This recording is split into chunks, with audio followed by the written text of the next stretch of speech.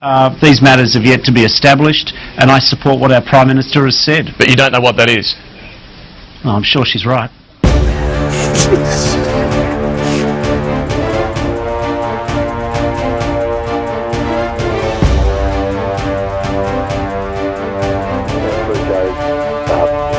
Fairly long description, and first of all, you asked Joe, the Liberal Party said they weren't going to touch it, and Joe says, well, now there's new evidence and we've got to do something.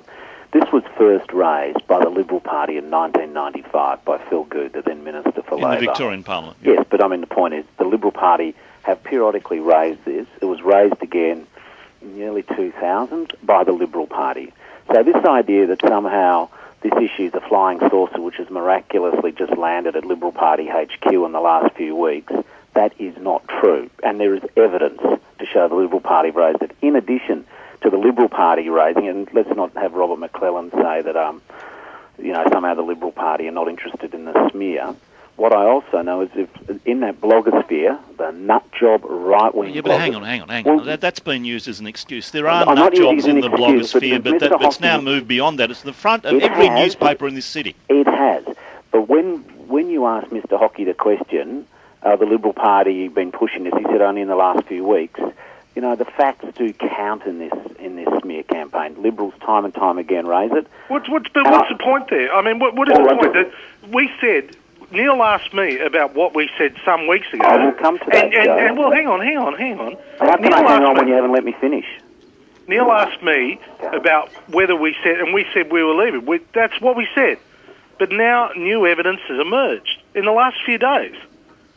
There's no argument about it. All right, let's just go to that. But first of all, I'm going to deal because this is a smear campaign, and I want to deal. But hang on, it's not a smear campaign to ask questions about people's Neil, I'm not integrity. Neil, I'm not debating you on this point. I'm debating what Mr Hockey said. What Mr Hockey said is the Liberal Party have only raised this in the last few weeks.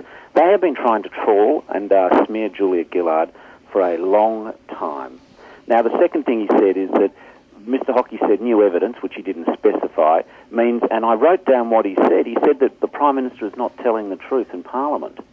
Now, Joe, if that's a serious allegation you're making, are you saying on 3AW, with no parliamentary privilege and immunity, are you saying that the Prime Minister has lied to Parliament about her engagement in any illegal activities which other people are alleging?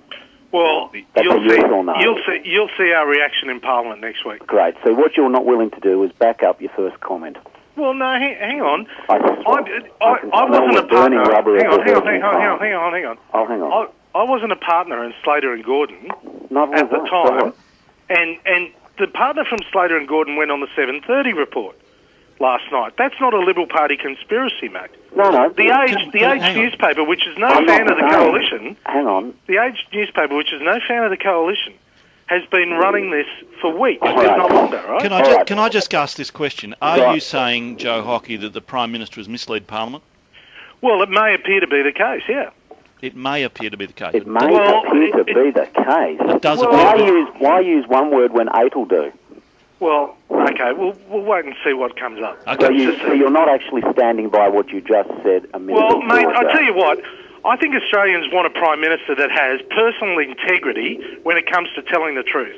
And there seems to be a hell of a lot of issues raised in relation to this matter that the Prime Minister is refusing to properly address in a public forum where she is to be held to account. Okay. I think there is no doubt about that. And, quite frankly, from the time of the carbon tax onwards, we've had a Prime Minister that has obfuscated and not told the full story, and in fact has been proven to deliberately mislead the Australian people. So let's get to the bottom of it. Okay. I think we'll have that opportunity in Parliament. Well, Neil, hang on. Joe's just gone for 60 or 70 words, huffing and puffing and having you've done a fair bit of that yourself. Not huffing and puffing. I'm just interested in dealing with what people actually say. Joe said that the PM had misled, and then he backed away from that, ran up the white flag and chucked the car into reverse. No, mate, you watch.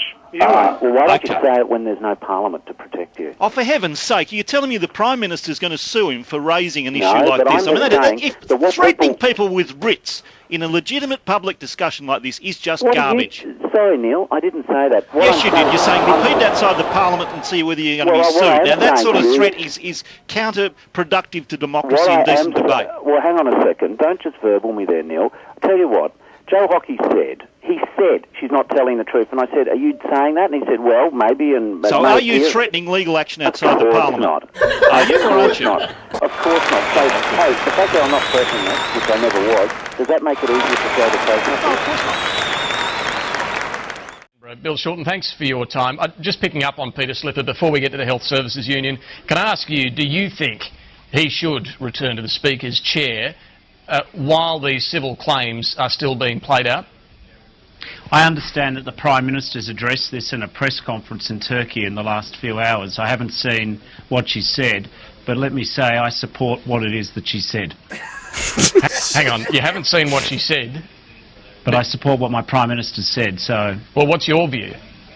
Well, my view is what the Prime Minister's view is. Surely you must have your own view on this, Bill Shorten. No.